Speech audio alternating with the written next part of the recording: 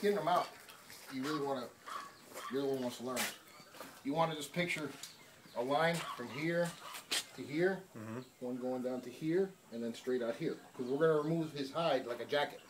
So you just got to, you know, you can make a little incision here like this. To get it going. Yeah.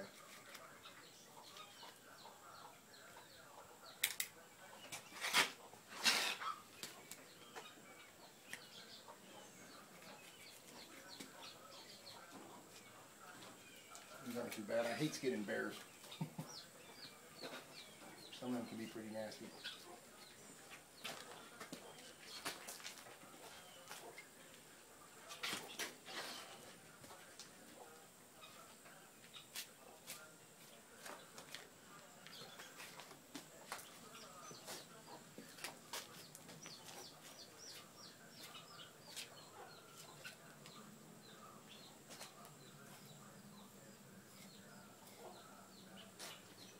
The piglets are going to be pissed.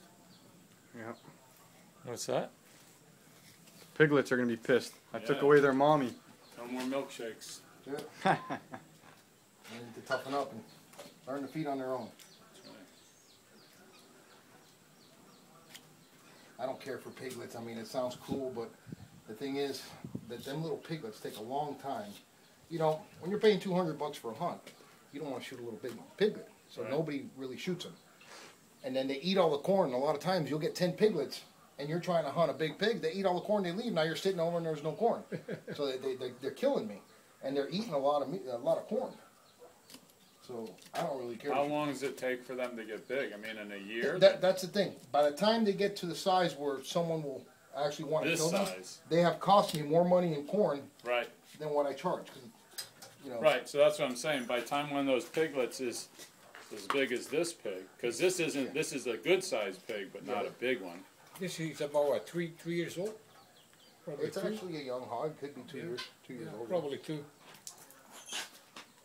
They say usually they say it takes about 4 years. 4 years. That's what I was trying to figure out. Now it depends on this property because there's so much food, and I'll show you some piles. Well, we didn't go. There's some areas of the property we haven't hit. But I mean, if you catch the piglets and give them to the guy with the farm, yes, then that's good. Well, and we could feed them. Yeah, at least then you know you're going to get something out of it. Yeah, and we could feed them like leftover agricultural stuff.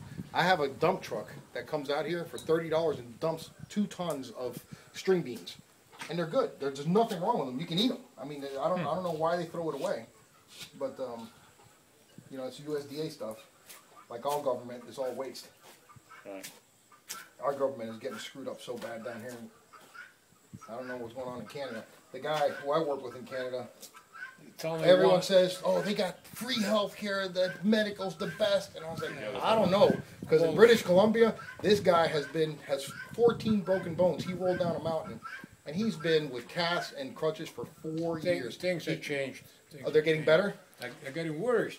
Oh, they're getting worse. I'm talking about he would go in, and this is a man who had bones sticking out of his leg. You can go for free here anywhere and get taken care of if you're that bad. They gave him morphine. They keep him on pills.